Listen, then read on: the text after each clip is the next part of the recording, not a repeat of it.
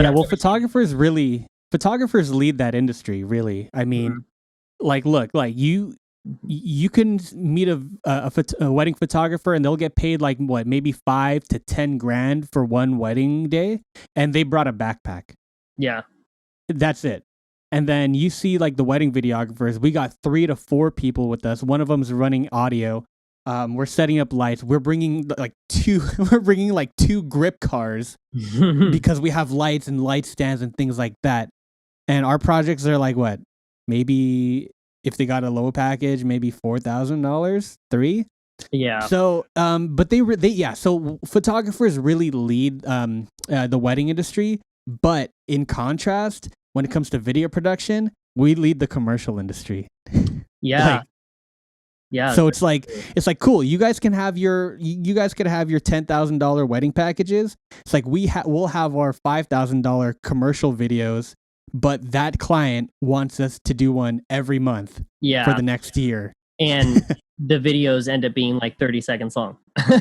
Yeah, exactly. Yeah, I recently, this is the only job I've gotten since Shelter in Place started, but I made or my company was contracted to make a bunch of 30-second clips of a film series that I did some work on, and so I already had all the footage. But my company was contracted to make 18 30-second clips. And it was relatively easy. I subbed that out. I got hired when I was doing something, and so I subbed half of it out and I did the other half myself. Yeah, it was all just finding where would be a good 30-second clip and then just cutting that out and exporting it. But that little things like that can bring in a ton of money for like promotional clips and stuff, especially if you know a bit about marketing and advertisements.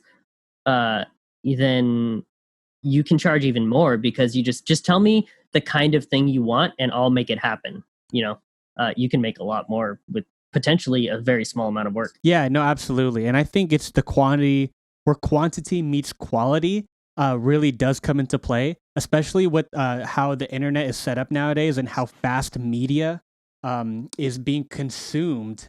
It's like if a client comes up to you, it's like, hey, I want like a 30-second like marketing video for my company because I want to increase sales.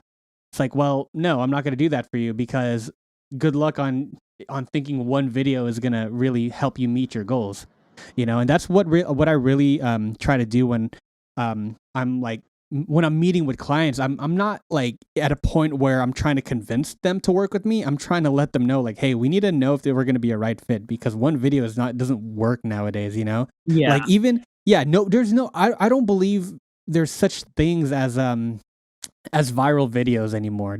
I personally don't believe it. So the thing is, like, let's say what's a viral video? Like someone Charlie bit my finger.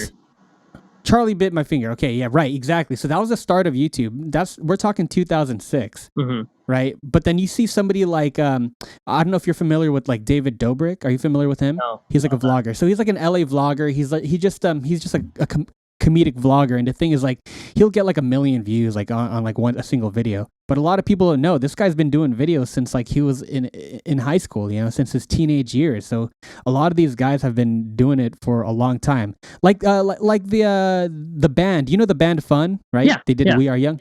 Yeah, so like I'd say back in 2011 they were really big, right? They were really popping. They're on every radio station. But a lot of people don't know they've been a band for like 25 years before that. Oh, like, interesting. I didn't know. So it's like they didn't just go viral out of nowhere. They've been doing this for a long ass time. Well, you see that with every musician pretty much. Everyone who's a master of their industry and very well known. I mean, Linus Tech Tips has been around for over 10 years. But they didn't get super popular until the past like few years. BHD. Do you know who that is? Oh, yeah. Marcus Brownlee. Yeah. He's been YouTubing for over 10 years also. And he has interviews with Bill Gates and Elon Musk and stuff. He's been doing this for like over 10 years. Deadmau5 has been around for way longer than 10 years. I think he won a Grammy in like 2008, I think, for Ghosts and Stuff. Oh. But he was around, making music for like 10, 20 years before that. That was always a very interesting thing about viral videos for me. It's like a video will get posted to the internet, one person will share it, and then it'll spread like wildfire. But makers of trade and entertainment, before they're well known, they're around for years and years and years and years. And who knows, maybe 10 years, if I'm still doing podcasts, I'll be the next Joe Rogan. I would love to see that.